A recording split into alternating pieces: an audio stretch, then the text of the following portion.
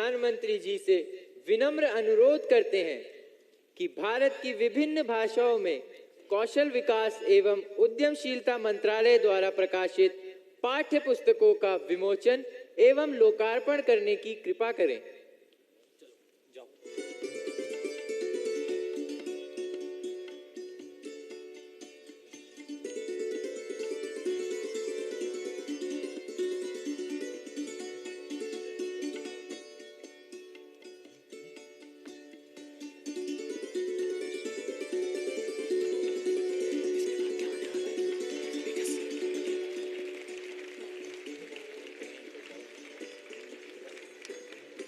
इसी क्रम में हम माननीय प्रधानमंत्री जी से भारत की विभिन्न भाषाओं में तैयार की गई पाठ्य पुस्तकों का विमोचन एवं लोकार्पण करने की कृपा करें।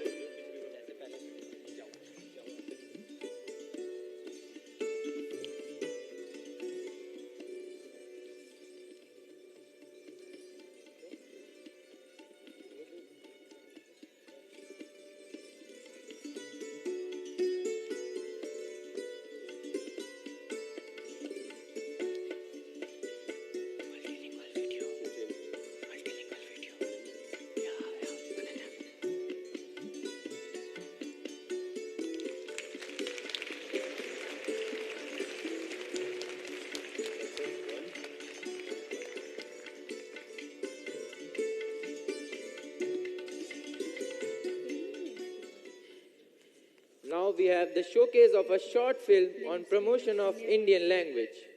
Can we have the film, please?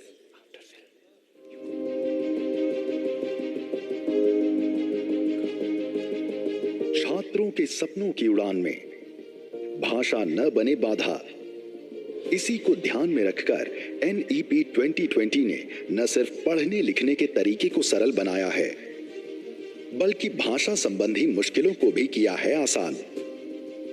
AICTE ने AI आधारित अनुवादिनी ट्रांसलेशन टूल विकसित कर वर्ष 2021-22 से इंजीनियरिंग एजुकेशन भारतीय भाषाओं में प्रदान करना शुरू कर दिया है। देश भर में 41 संस्थानों में 6 भारतीय भाषाओं में पढ़ाई शुरू हो चुकी है। राष्ट्रीय शिक्षा नीति मातृभाषा में शिक्षण को बढ़ावा देती है। इसका बहुत बड़ा लाभ आपको मिलेगा।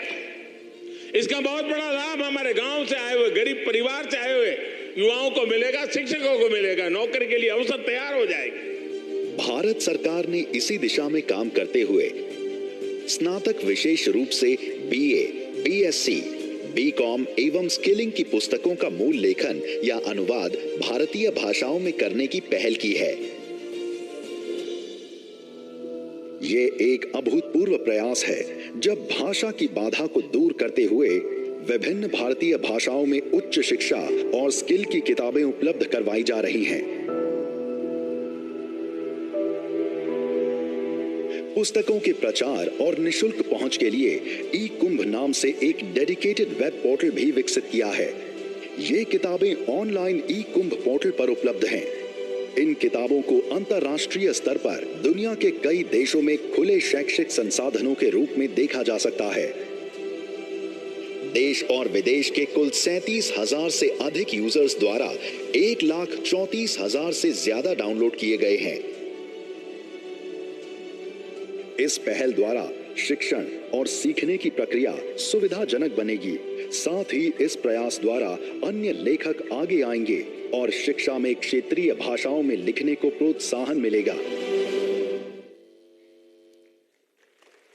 धन्यवाद। अब समय आ गया है उस क्षण का जिसका इंतजार सिर्फ हमें और आपको ही नहीं अपितु संपूर्ण राष्ट्र और विश्व को है।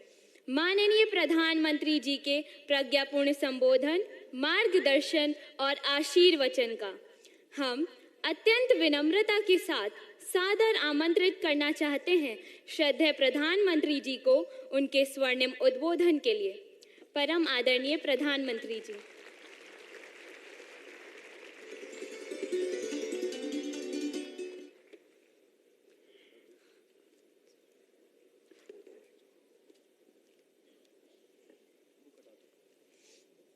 मंत्रिमंडल के मेरे सहयोगी श्रीमान धर्मेंद्र प्रधान जी, अन्नपूर्णा देवी जी, राजकुमार रंजन सिंह जी, सुभाष सरकार जी, देश के विभिन्न भागों से आए शिक्षकगण, सम्मानित प्रबुद्धजन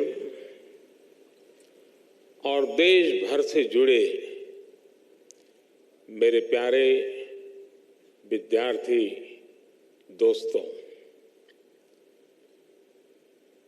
ये शिक्षा ही है जिसमें देश को सफल बनाने, देश का भाग्य बदलने की सर्वाधिक जिसमें ताकत है वो शिक्षा है। आज 21वीं सदी का भारत जिन लक्ष्यों को लेकर आगे बढ़ रहा है उसमें हमारी शिक्षा व्यवस्था का भी बहुत ज्यादा महत्व है। आप सभी इस व्यवस्था के प्रतिनिधि हैं, ध्वजवाहक है। इसलिए अखिल भारतीय शिक्षा समागम का हिस्सा बनना मेरे लिए भी अत्यंत महत्वपूर्ण अवसर है।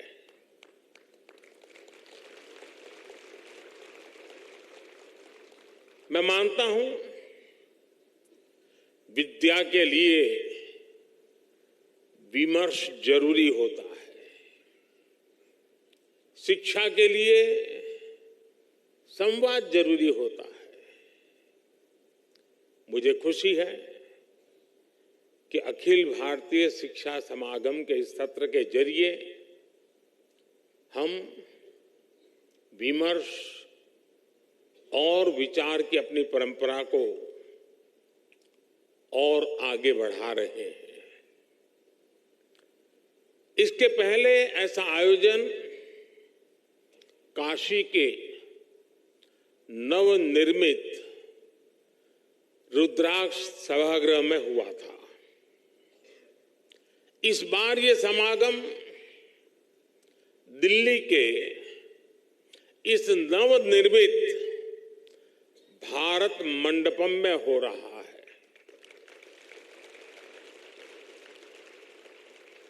और खुशी की बात यह है कि विधिवत रूप से भारत मंडपम के लोकार्पण के बाद ये पहला कार्यक्रम है। और खुशी इसलिए बढ़ जाती है कि पहला कार्यक्रम शिक्षा से जुड़ा कार्यक्रम हो रहा है। साथियों, काशी के रुद्राक्ष से लेकर इस आधुनिक भारत मंडपम तक अखिल भारतीय शिक्षा समागम की इस यात्रा में एक संदेश भी छिपा है।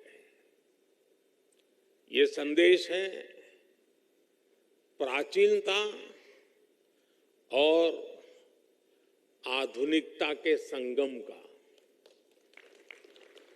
यानी एक और हमारी शिक्षा व्यवस्था भारत की प्राचीन परंपराओं को सहज रही है, आधुनिक साइंस और हाईटेक टेक्नोलॉजी इस फील्ड में भी हम उतना ही तेजी से आगे बढ़ रहे हैं। इस आयोजन के लिए शिक्षा व्यवस्था में आपके योगदान के लिए आप सभी साथियों को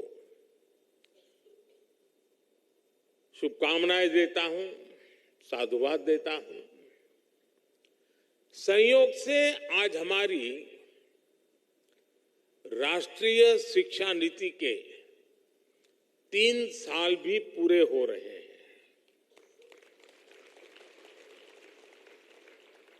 देश भर के बुद्धिजीवियों ने,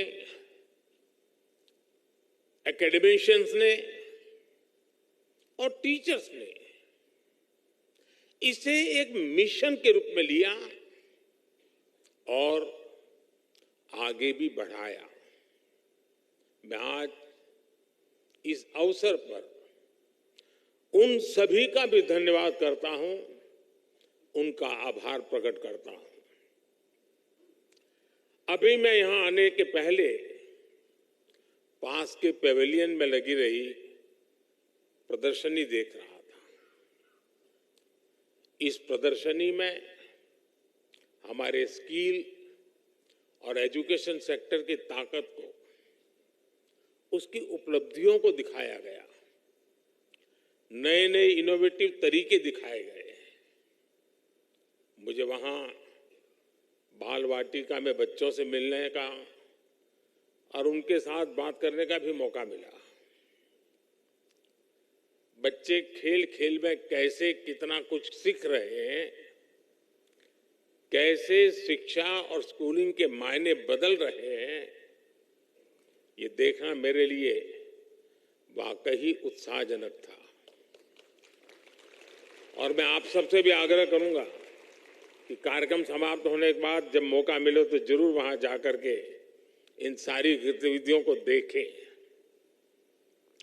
साथियों, जब युग बदलने वाले परिवर्तन होते हैं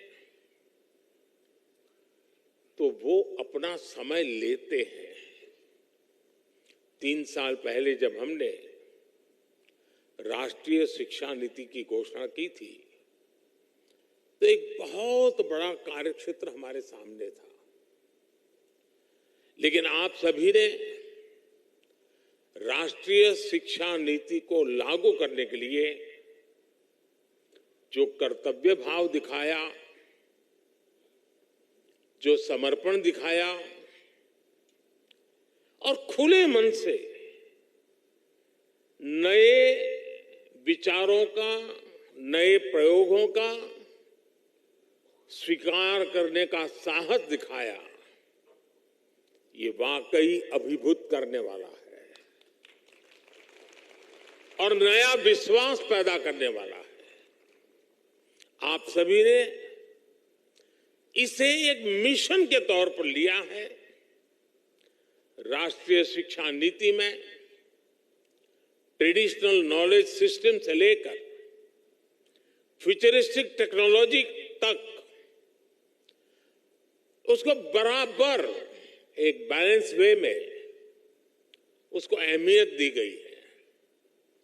प्राथमिक शिक्षा के क्षेत्र में नया पाठ्यक्रम तैयार करने के लिए, क्षेत्रीय भाषाओं की पुस्तकें लाने के लिए, उच्च शिक्षा के लिए, देश में रिसर्च इकोसिस्टम को मजबूत करने के लिए देश का शिक्षा जगत के सभी महानुभावों ने बहुत परिश्रम किया है। देश के सामान्य नागरिक और हमारे विद्यार्थी नई व्यवस्था से भली भांति परिचित है।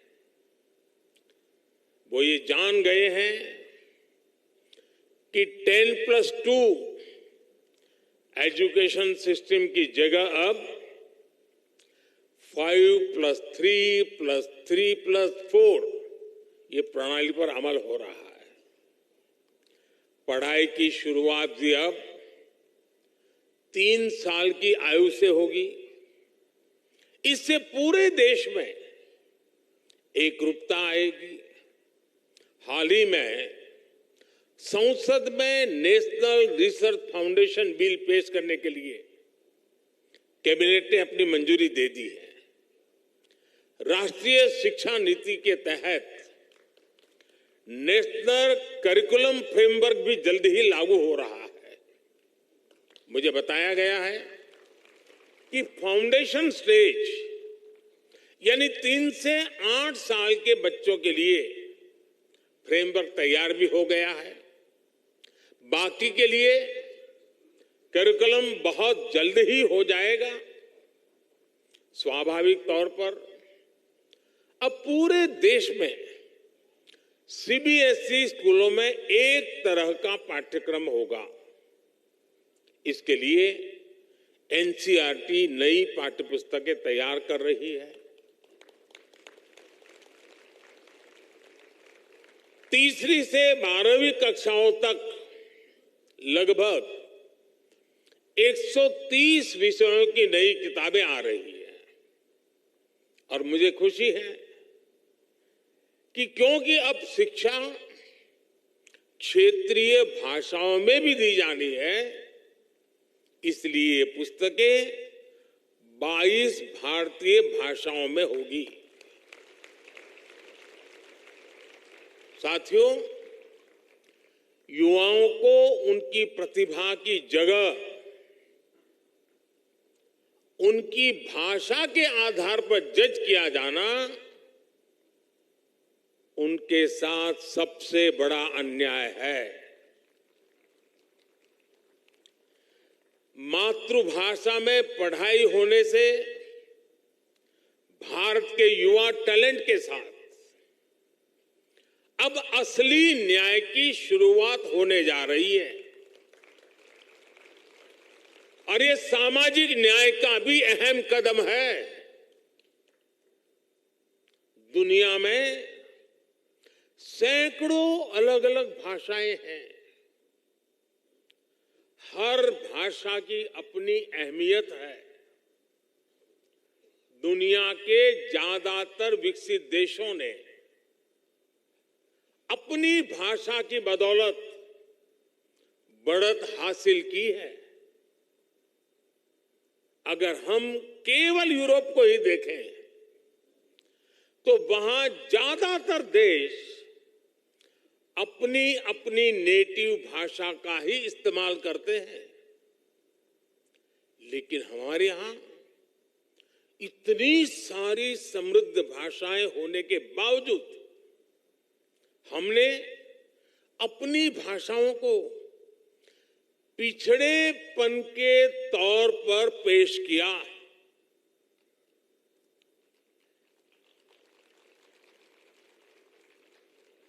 इससे बड़ा दुर्भाग्य क्या हो सकता है?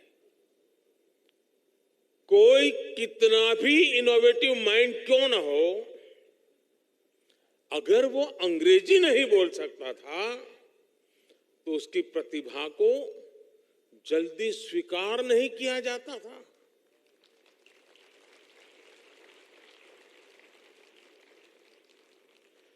इसका सबसे बड़ा नुकसान हमारे ग्रामीण अंचल के होनहार बच्चों को उठाना पड़ा है। आज आजादी के अमृत काल में नेशनल एजुकेशन पॉलिसी के जरिए देश ने इस हीन भावना को भी पीछे छोड़ने की शुरुआत की है। और मैं तो यूएन में भी भारत की भाषा बोलता हूं।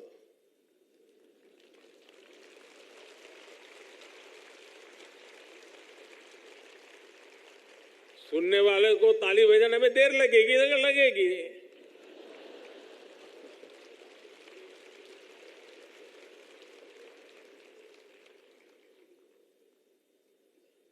साथियों, अब सोशल साइंस से लेकर इंजीनियरिंग तक की पढ़ाई भी भारतीय भाषाओं में होगी।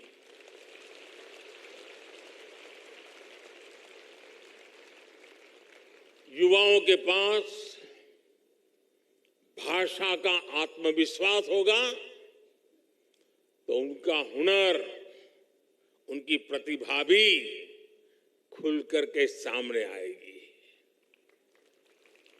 और इसका एक और लाभ देश को होगा। भाषा की राजनीति करके अपनी नफरत की दुकान चलाने वालों का भी शटर डाउन हो जाएगा।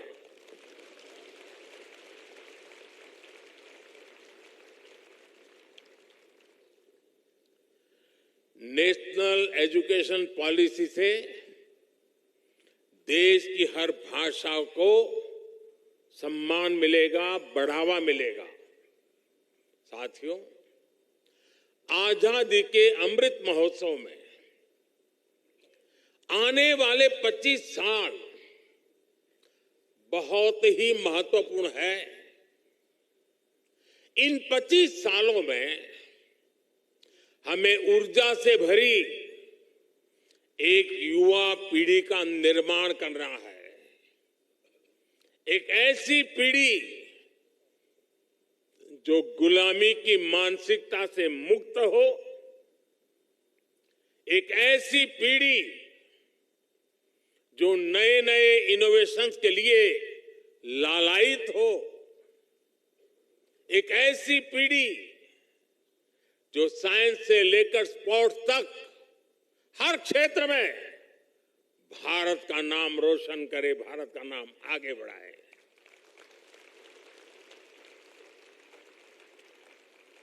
एक ऐसी पीढ़ी जो 21वीं सदी के भारत की आवश्यकताओं को समझते हुए अपना सामर्थ्य बढ़ाए, और एक ऐसी पीढ़ी जो कर्तव्य बोध से भरी हुई हो, अपने दायित्व को जानती हो, समझती हो। और इसमें राष्ट्रीय शिक्षा नीति की बहुत बड़ी भूमिका है। साथियों, क्वालिटी एजुकेशन की दुनिया में कई पैरामीटर्स हैं, लेकिन जब हम भारत की बात करते हैं तो हमारा एक बड़ा प्रयास है समानता। राष्ट्रीय शिक्षा नीति की प्राथमिकता है भारत के हर युवा को समान शिक्षा मिले, शिक्षा के समान अवसर मिले। जब हम समान शिक्षा और समान अवसरों की बात करते हैं तो ये जिम्मेदारी केवल स्कूल खोल देने मात्र से पूरी नहीं हो जाती। समान शिक्षा का मतलब है शिक्षा के साथ साथ संसाधनों तक समानता पहुंचनी चाहिए। समान शिक्षा का मतलब है हर बच्चे की समझ और चॉइस के हिसाब से उसे विकल्पों का मिलना। समान शिक्षा का मतलब है स्थान, वर्ग, क्षेत्र के कारण बच्चे शिक्षा से वंचित न रहे। इसलिए नेशनल एजुकेशन पॉलिसी का विजन ये है, देश का प्रयास ये है कि गांव, शहर, अमीर, गरीब हर वर्ग में युवाओं को एक जैसा अवसर मिले।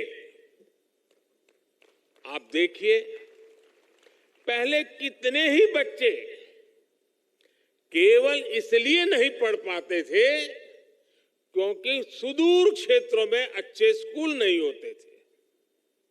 लेकिन आज देश भर में हजारों स्कूलों को पीएम श्री स्कूल के तौर पर अपग्रेड किया जा रहा है।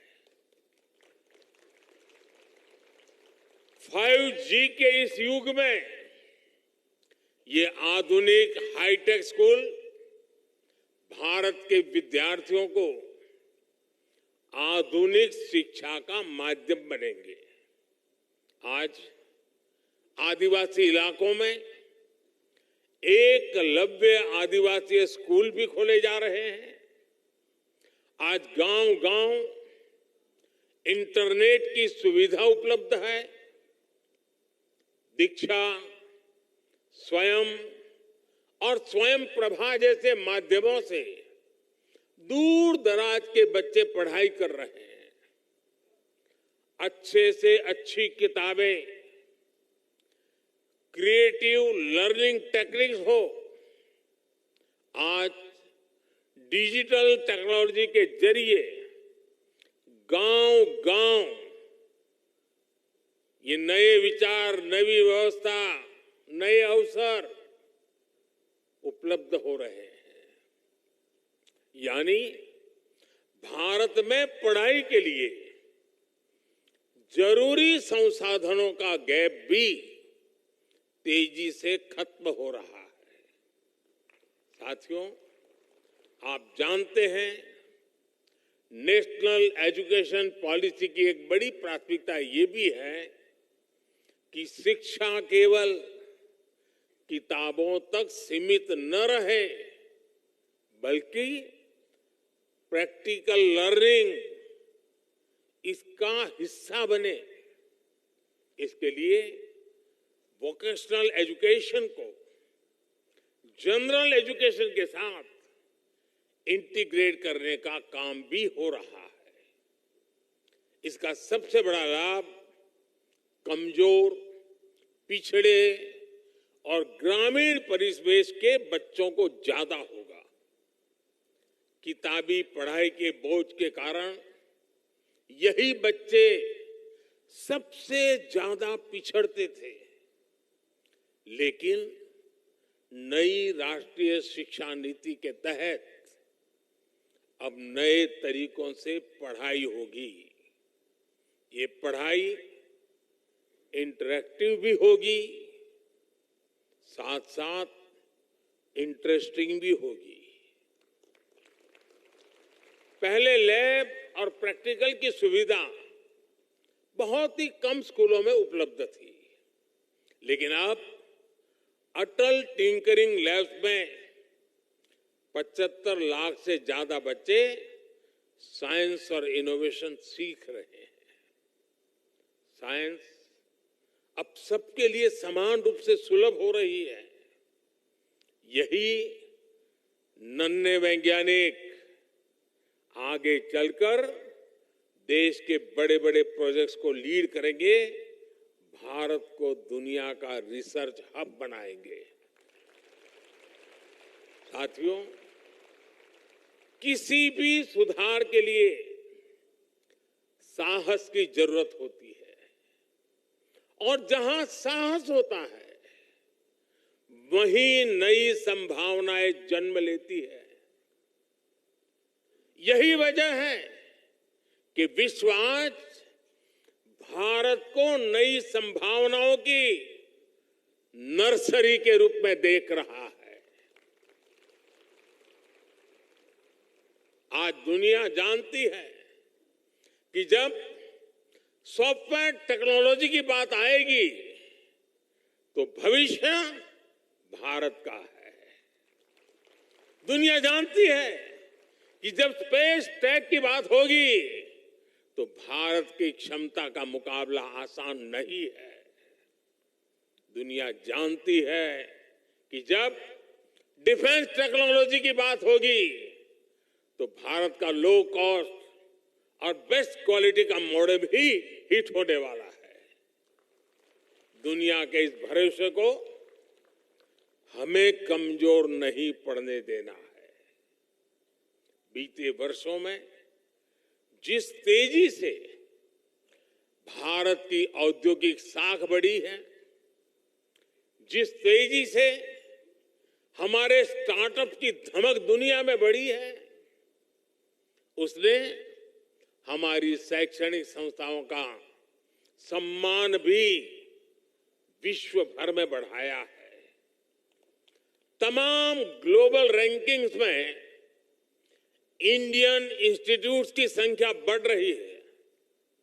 हमारी रैंकिंग में भी इजाफा हो रहा है। आज हमारे आईआईटी के दो कैंपस जंजीबार और अबू धाबी में खुल रहे हैं। कई दूसरे देश भी अपने यहां हमसे आईआईटी कैंपस खोलने का आग्रह कर रहे हैं। दुनिया में से मांग बढ़ रही है। हमारे एजुकेशन इकोसिस्टम में आ रहे ये सकारात्मक बदलावों के कारण कई ग्लोबल यूनिवर्सिटीज भी भारत में अपने कैंपस खोलना चाहती है। ऑस्ट्रेलिया की 2 यूनिवर्सिटीज गुजरात के गिफ्ट सिटी में अपने कैंपस खोलने वाली है। इन सफलताओं के बीच हमें अपनी शिक्षण संस्थानों को लगातार मजबूत करना है। इन्हें फ्यूचर रेडी बनाने के लिए निरंतर मेहनत करनी है। हमें हमारी इंस्टीट्यूट्स, हमारी यूनिवर्सिटीज, हमारे स्कूल्स और कॉलेजेस को इस रिवॉल्यूशन का केंद्र बनाना है। साथियों, समर्थ युवाओं का निर्माण सशक्त राष्ट्र के निर्माण की सबसे बड़ी गारंटी होती है और युवाओं के निर्माण में पहली भूमिका माता, पिता और शिक्षकों की होती है। इसलिए मैं शिक्षकों और अभिभावकों सभी से कहना चाहूंगा कि बच्चों को हमें खुली उड़ान देने का मौका देना ही होगा। हमें उनके भीतर आत्मविश्वास भरना है ताकि वो हमेशा कुछ नया सीखने और करने का साहस कर सके। हमें भविष्य पर नजर रखनी होगी।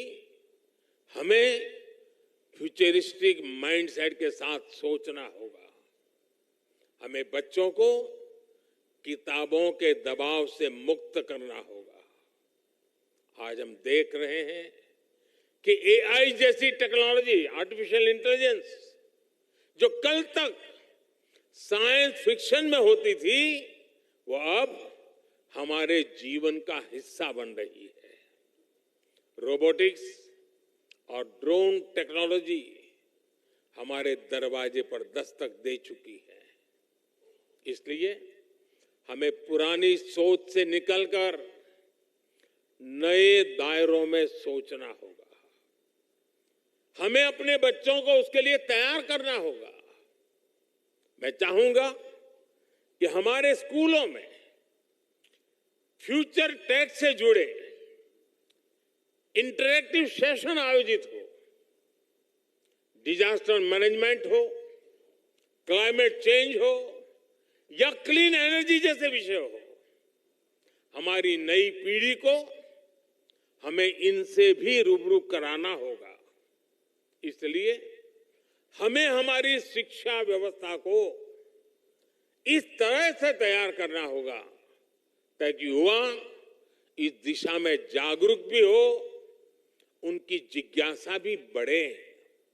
साथियों, भारत भी जैसे जैसे मजबूत हो रहा है, भारत की पहचान और परंपराओं में भी दुनिया की दिलचस्पी बढ़ रही है। हमें इस बदलाव को विश्व की अपेक्षा के तौर पर लेना होगा। योग, आयुर्वेद, कला, संगीत, साहित्य और संस्कृति के क्षेत्र में भविष्य की अपार संभावनाएं जुड़ी है। हमें हमारी नई पीढ़ी को इनसे परिचित करवाना होगा। मुझे विश्वास है अखिल भारतीय शिक्षा समागम के लिए ये सभी विषय प्राथमिकता में होंगे ही। भारत के भविष्य को गढ़ने के आप सबके ये प्रयास एक नए भारत की नींव का निर्माण करेंगे और मुझे पक्का विश्वास है कि 2047 में हम सबका सपना है, हम सबका संकल्प है कि जब देश आजादी के 100 साल मनाएगा, 2047 में ये हमारा देश विकसित भारत होके रहेगा। और ये कालखंड उन युवाओं के हाथ में है जो आज आपके पास ट्रेनिंग ले रहे हैं, जो आज आपके पास तैयार हो रहे हैं, वो कल देश को तैयार करने वाले हैं। और इसलिए आप सबको अनेक अनेक शुभकामनाएं देते हुए इस सपने को पूरा करने के लिए हर युवा के हृदय में एक संकल्प का भाव जगे, उस संकल्प को साकार करने के लिए परिश्रम की पराकाष्ठा हो, सिद्धि प्राप्त करके रहे, इस इरादे से आगे बढ़े। मेरी आप सबको बहुत बहुत शुभकामनाएं, बहुत बहुत धन्यवाद।